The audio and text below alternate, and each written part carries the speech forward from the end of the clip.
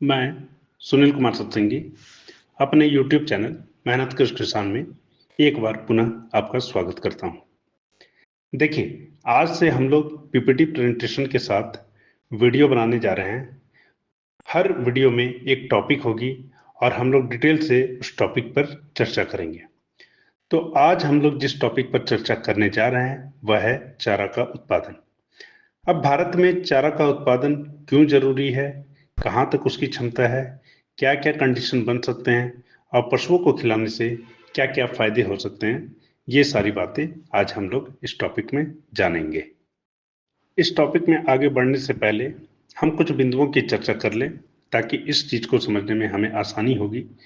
सबसे पहले, भारत में पशुओं की एक बहुत ही विशाल संख्या है, लेकिन हमारे पशु की दूध उत्पादन क्षमता यानी आनुवांशिक क्षमता विकसित देशों की तुलना में काफी कम है। ऊपर से चारे की कमी के कारण उत्पादन लागत भी अधिक हो जाता है और खासकर ग्रामीण क्षेत्रों में पशु अधिकतर कुपोषण की स्थिति में रहते हैं, क्योंकि वहां ज्यादातर चरी के भरोसे पशुओं को रखा जाता है। अब एक चीज और है कि हमारे भारत में जो कुल कृषि योग्य भूमि है उसके मात्र 5 से 5.5% भाग पर ही हरे चारे की खेती होती है। और सबसे इम्पोर्टेंट चीज क्या है कि दूध उत्पादन और पशु स्वास्थ्य में चारे की अत्यंत अहम भूमिका होती है। तो आज हम लोग इस टॉपिक को डिटेल से समझेंगे। चारा दो प्रकार के होते हैं, एक सूखा चारा और दूसरा हरा चारा। सबसे पहले हम लोग सूखे चारे की बात करते हैं। सूखा चारा असल में खाद्यान्न, दलहन या तिलहन के उत्पादन के पश्चात जो अपशिष्ट बचता है उसे हम लोग सूखा चारा कहते हैं। इसे मुख्यतः दो भागों में बांटा जाता है, एक दलहनी और दूसरा अदलहनी। अदलहनी सूखे चारे में फाइबर और स्टार्च की अधिकता होती है, जबकि दलहनी चारे में प्रोटीन और फाइबर की अधिकता होती है। यानी कि यहाँ पर हम लोग एक बड़ी चीज देख रहे हैं कि दोनों तरह के चारे में फाइबर बड़ा है, जबकि अदलहनी सूखे चारे में स्टार्च की मात्रा अधिक है, जबकि दलहनी सूखे चारे में प्रोटीन की मात्रा अधिक है। इस चीज को हम लोग याद रखेंगे, क्योंकि यह आगे हमारे पशुपालन के क्षेत्र में काफी काम आने वाला है। सूखे चारे में जो भारत में सबसे लोकप्रिय चारा है वह है पुआल और गेहूं भूसा। इसके अलावा ज्वार, बाजरा, सरसों के भूसे भी इस्तेमाल किए जाते हैं। दलहनी सूखे चारे में हम लोग चना, मसूर, लोबिया, मूंग, ग्वार, मटर आदि को ध्यान में रखते हैं। हमारे बिहार रीजन में सबसे ज्यादा जो दलहनी चारा प्रचलित है वह है चना, मसूर और मटर का। अब सूखा चारा को खिलाने से क्या क्या फायदे होते हैं, और सबसे पहले पशु के पाचन तंत्र में सुधार होता है, क्योंकि इसमें फाइबर अच्छी मात्रा में है। फाइबर पर्याप्त मात्रा में मिलने से दूध उत्पादन में वृद्धि भी होती है, पशु स्वस्थ रहता है और यह पशु राशन का सबसे सस्ता विकल्प है। लेकिन सिर्फ सूखा चारा देने से पशु के संतुलित आहार की जरूरत को पूरा नहीं किया जा सकता। तो कुछ हद तक हम इसके समाधान की बात कर सकते हैं, वह इस रूप में कि यदि भूसा का यूरिया उपचार किया जाए तो उसकी पौष्टिकता और पाचन क्षमता बढ़ाई जा सकती है। अभी एक वीडियो हम लोग अलग से बनाएंगे भूसा का यूरिया उपचार पे, जिसमें हम लोग उसके वो बनाने की विधि और उसके फायदों के बारे में जानेंगे। अब यहाँ सीधी सी बात करते हैं कि जब उसकी पौष्टिकता में वृद्धि होगी तो पशु के शारीरिक विकास और दूध उत्पादन में वृद्धि होगी। भूसा का यूरिया उपचार में जो लागत आती है वह न के बराबर आती है, इसलिए दूध उत्पादन के लागत की तुलना में पशु आहार की लागत काफी कम जाती है। अब सूखा चारा के साथ कुछ सीमाएं हैं, कुछ लिमिटेशंस हैं, इनको हमें ध्यान रखना होगा। एक तो सबसे पहले कि इसके लिए भंडारण व्यवस्था अच्छी होनी चाहिए। हालांकि आजकल ऐसी मशीनें बाजार में आ गई है जो भूसा को कंप्रेस करके उसकी स्टोरेज कैपेसिटी को बढ़ा सकती है, लेकिन वह अभी पर्याप्त रूप से प्रचलित नहीं हो पाया है, इसलिए फिलहाल अभी भी यह समस्या है। दूसरा, भूसे के लिए दूसरे लोगों पर निर्भरता होती है, क्योंकि जब आप कमर्शियल डेयरी करते हैं तो वहां पर अपने पशु के लिए भूसा का उत्पादन आप खुद से पर्याप्त नहीं कर सकते जिससे सालों भर की जरूरत पूरी की जा सके। तीसरी, इसके प्राइस में काफी उतार चढ़ाव देखने को मिलता है। कभी आपको भूसा 2 रुपए किलो भी मिल जाएगा और कभी कभी वही भूसा 12 से 15 रुपए किलो भी हो सकता है। और यह समस्या 2022-23 में काफी गंभीरता से देखने को मिली थी। चौथी चीज क्या है कि जब आप इसके भंडारण करते हैं तो भंडारण के साथ कुछ एक कंडीशन को भी ध्यान रखना पड़ता है। जैसे भंडारण शुष्क क्षेत्र में हो, पानी का जमाव नहीं होता हो, भूसा ढका हुआ रहे ताकि बाहर से कीड़े मकोड़े उसमें आकर ना पड़ जाए, या यूरिया उपचार भी करते हैं तो उस दौरान नियम का ढंग से पालन नहीं किया गया तो वहां पर वह आपको नुकसान भी दे सकता है। तो यह सारी बातें रही सूखा चारा के बारे में। अब चारे के दूसरे प्रकार पर बात करते हैं। जब किसी फसल को हम लोग फूल आने से पहले ही काट के पशु को खिला दें तो वह हरा चारा कहलाता है।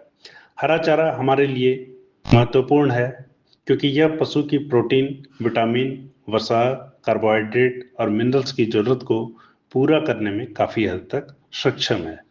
दूसरी बात, फसल चक्र प्रणाली को अपनाकर हम इसे अपने पशुओं के लिए सालों भर उपलब्ध करा सकते हैं। हरे चारे के उत्पादन से दाने की जरूरत में कमी लाई जा सकती है। हरा चारा के उत्पादन में लागत काफी कम है, भंडारण की जरूरत नहीं पड़ती क्योंकि रोज काटना है और रोज खिलाना है। और सबसे बड़ी चीज कि अधिक उत्पादन यानी सरप्लस उत्पादन होने की स्थिति में उसे साइलेज या हे के रूप में संरक्षित करके रखा जा सकता है। और जब चारे की कमी हो उस स्थिति में इसका उपयोग किया जा सकता है। अब हम लोग हरे चारे का वर्गीकरण करेंगे। यहाँ पे हम लोग वैसे हरे चारे के बारे में चर्चा करेंगे जो जनरली लोकप्रिय है। ऐसे तो बहुत सारे चारे के प्रकार हैं, लेकिन सबको एक वीडियो या एक पीपीटी में समेटना काफी मुश्किल है, इसलिए हम लोग सिर्फ लोकप्रिय हरे चारे के बारे में चर्चा करेंगे। हरे चारे को कई आधार पे वर्गीकरण किया जा सकता है। सबसे पहले हम लोग आएंगे मौसमी आधार पर। मौसमी आधार पर हरे चारे को 3 भागों में बांटा जा सकता है। वह है रबी, खरीफ और पेरेनियल यानी सदाबहार। सदाबहार वैसे चारे को कहते हैं जो एक बार लगाने के बाद 2 साल या उससे अधिक समय तक लगातार चलता रहे, हमें बार बार बुआई और जुताई की जरूरत ना पड़े।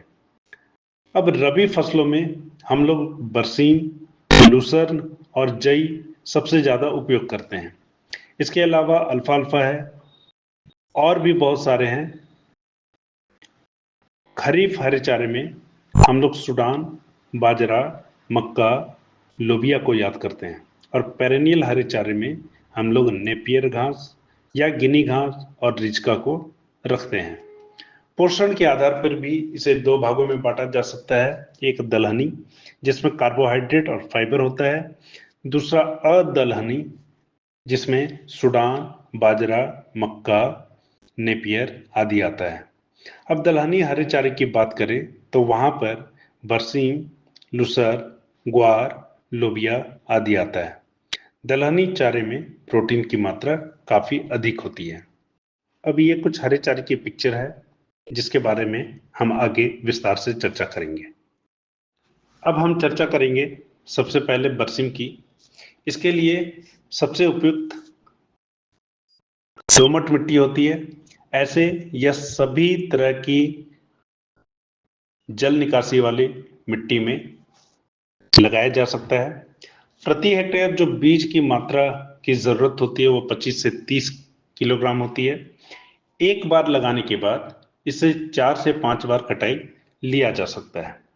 लगाने का समय अक्टूबर से दिसंबर तक चलता है और अपने पूरे साइकिल में यह जो उपज देती है वह 100 से 120 टन होती है। इसमें 18% तक प्रोटीन होता है और इसे खिलाने पर पशु का दूध बढ़ता है। इवन कई कंडीशन में तो सिर्फ सूखा चारा और बरसीम खिलाकर भी दूध लिया जा सकता है। अब दूसरे चारे लूसर्न की बात करें। लूसर्न के लिए सबसे उपयुक्त दोमट मिट्टी होती है। ऐसे जल निकासी वाली सभी प्रकार की मिट्टी में लगाई जा सकती है। इसकी बीज दर प्रति हेक्टेयर 25 से 30 किलोग्राम होती है। एक बार लगाने के बाद 6 से 7 बार कटाई लिया जा सकता है। लगाने का समय अक्टूबर से लेकर फरवरी तक होता है। इसकी उपज 60 से 80 टन होता है और इसमें प्रोटीन की मात्रा 20 से 22% होती है। सबसे बड़ी बात कि सिंचाई की आवश्यकता काफी कम होती है, अर्थात शुष्क क्षेत्र के लिए यह सबसे उपयुक्त दलहनी चारा है। अब बात करें लोबिया की। दोमट मिट्टी इसके लिए सर्वाधिक उपयुक्त है। हालांकि जल निकासी वाली सभी प्रकार की मिट्टी में लगाई जा सकती है। कटाई 2 से 3 बार हो सकता है। इसे फरवरी, मार्च और जून जुलाई के समय लगाया जा सकता है। इसके ऊपर 25 इसकी उपज 25 से 30 क्विंटल होती है और मिश्रित खेती के लिए उपयुक्त चारा है, अर्थात मकई के साथ लगाकर सबसे उपयुक्त प्रोडक्शन लिया जा सकता है। अब हम लोग बात करें सूडान की, जिसे संकर ज्वार भी कहते हैं। यह भी जल निकासी वाली सभी प्रकार की मिट्टी में लगाई जा सकती है। इसकी बीज दर 20 से 25 केजी प्रति हेक्टेयर होती है। कटाई आसानी से 4 से 5 बार लिया जा सकता है। अप्रैल से जुलाई इसे लगाने का सही समय है और इसकी उपज 160 से 170 टन लिया जा सकता है।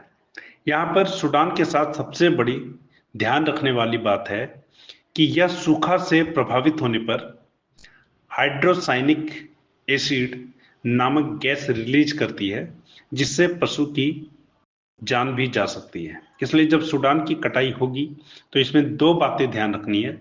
एक तो 45 दिन से पहले सूडान की कटाई नहीं करनी है और दूसरा, सूखा से प्रभावित होने पर जब मिट्टी में नमी की मात्रा कम जाए तो उस समय इसकी कटाई नहीं की जानी चाहिए। और तीसरी चीज कि दोपहर के बाद इसकी कटाई की उपेक्षा करना ही सही रहता है। अब हम लोग बात करें जई की। यह भी जल निकासी वाली सभी प्रकार की मिट्टी में लगाई जा सकती है। इसकी बीज दर 40 से 50 किलोग्राम प्रति हेक्टेयर है। कटाई 2 से 3 बार ली जा सकती है। लगाने का समय अक्टूबर से नवंबर है। इसकी उपज 35 से 40 टन रहती है और यह कार्बोहाइड्रेट और प्रोटीन का बहुत अच्छा स्रोत है। अब हम लोग बात करेंगे हाइब्रिड बाजरा की। यह भी जल निकासी वाली सभी प्रकार की मिट्टी में लगाई जा सकती है। बीज दर 10 से 12 किलोग्राम प्रति हेक्टेयर है। कटाई 3 से 4 बार ली जा सकती है। इसके लगाने के 2 समय होते हैं, एक फरवरी से अप्रैल और दूसरा मई से अगस्त। 60 से 70 टन इसकी उपज ली जा सकती है और शुष्क व अर्धशुष्क क्षेत्र के लिए यह बेहद अनुकूल है, अर्थात जहां पानी की कमी है वहां इसे बहुत अच्छे से लगाया जा सकता है। अब बात करें हाइब्रिड मक्का की। इसे भी जल निकासी वाली सभी प्रकार की मिट्टी में लगाया जा सकता है। कटाई सिर्फ एक बार होगी और लगाने का समय फरवरी से अप्रैल या मई से अगस्त है। इससे 40 टन तक उपज प्राप्त किया जा सकता है और यह प्रोटीन और अन्य पोषक तत्वों का अच्छा स्रोत है। अब बात करें नेपियर की, तो इसे जल निकासी वाली सभी प्रकार की मिट्टी में लगा सकते हैं। इसमें प्रति एकड़ 10,000 गांठों की जरूरत होती है। असल में यह गांठों से लगाना ज्यादा प्रचलित है। 7 साल तक लगातार उपज लिया जा सकता है और हर वर्ष 6 से 7 कटाई ली जा सकती है। इसके कई फायदे हैं। एक तो सबसे पहले इसकी उपज काफी अच्छी है। दूसरा, पोषक तत्वों से भरपूर है और पशुओं द्वारा पसंद किया जाने वाला बहुवर्षीय सर्वाधिक लोकप्रिय चारा है। अब हम लोग डेयरी फार्मिंग में आहार और प्रबंधन के कुछ नियमों के बारे में जानेंगे, जिससे हम अपने दूध उत्पादन और लाभ को और बेहतर बना सकते हैं। पशुओं का बेहतर स्वास्थ्य और प्रजनन क्षमता और दीर्घकालिक दूध उत्पादन केवल संतुलित अनुपात में गुणवत्ता वाले हरे चारे को खिलाने से प्राप्त किया जा सकता है। एक वयस्क पशु को उसके शरीर के वजन का कम से कम 10% हरा चारा उपलब्ध होना चाहिए। सामान्य नियम के अनुसार 2/3 भाग अदलहनी चारा और 1/3 भाग दलहनी चारा होना चाहिए। केवल दलहनी चारा या केवल अदलहनी चारा खिलाने से अच्छा संतुलन नहीं बनता है। जहां दलहनी चारा पशु को प्रोटीन उपलब्ध कराता है और शारीरिक विकास और दूध उत्पादन बढ़ाने में सहयोग करता है, वहीं अदलहनी चारा फाइबर और ऊर्जा से भरपूर होता है और इसका रोल पेट की संतुष्टि और शारीरिक विकास व मेटाबॉलिक प्रक्रियाओं को संपन्न कराना होता है। अब हम लोग बात करते हैं जब हरा चारा का सरप्लस उत्पादन हो। वैसी अवस्था में हरा चारा को साइलेज और हे के रूप में संरक्षित किया जा सकता है। साइलेज बनाने की प्रक्रिया में अधिशेष फसलों को काटकर उसे अवायविक अवस्था यानी एनारोबिक कंडीशन में 40 से 45 दिनों तक रखा जाता है, जहां सूक्ष्म जीवों द्वारा शर्करा यानी स्टार्च को किण्वन की प्रक्रिया के द्वारा लैक्टिक एसिड में परिवर्तित कर दिया जाता है। कार्बोहाइड्रेट और स्टार्च से भरपूर फसलों का ही उत्तम साइलेज बनता है। प्रोटीन युक्त फसलों में किण्वन की प्रक्रिया ढंग से नहीं हो पाती, इसलिए उनका साइलेज अच्छा नहीं माना जाता। साइलेज में चारा संरक्षित और सुपाच्य बन जाता है। साइलेज बनाने के लिए सबसे उपयुक्त फसलें मक्का, ज्वार, बाजरा, नेपियर इत्यादि है। अब हम लोग बात करें दूसरे ऑप्शन यानी हे का निर्माण। इस विधि में हरे चारे को काटकर छांव में सुखाया जाता है और जब नमी 10% से कम हो जाए तो उसे शुष्क स्थानों पर भंडारण कर लिया जाता है।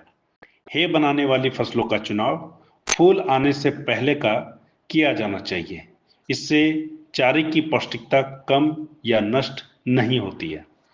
हरे चारे की कमी की अवस्था में साइलेज और हे को पशुओं को खिलाकर अच्छा दूध और अच्छे स्वास्थ्य का लाभ लिया जा सकता है और राशन में खर्च होने वाले लागत में कमी की जा सकती है। इस तरह हमने देखा कि हरा चारा पशुओं के लिए सस्ता, सुलभ, पाचक, पौष्टिक और रुचिकर होता है। पशुपालक अपनी कृषि भूमि पर हरा चारा लगाकर पशुओं के राशन के पीछे एक बड़ी बचत कर सकते हैं। साथ ही साथ मौसमी अनिश्चितता से प्रभावित किसान भी इसकी खेती करके अपनी आय में वृद्धि कर सकते हैं।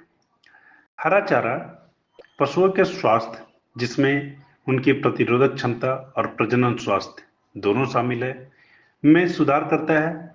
यह पशुओं के दूध उत्पादन की क्षमता में सुधार करता है। हरा चारा पर्यावरण संरक्षण जैसे मृदा अपरदन से बचाव और हरियाली में वृद्धि करता है। हरे चारे से भूमि उर्वरता में सुधार होता है। तो आज का हमारा पीपीटी टॉपिक इतना ही। हम फिर अगले पीपीटी में आप लोगों के साथ हाजिर होंगे अगले टॉपिक पे बात करने को। यदि आप लोगों को यह पीपीटी वीडियो अच्छा लगा तो आप इसे लाइक, शेयर और सब्सक्राइब जरूर करें। धन्यवाद।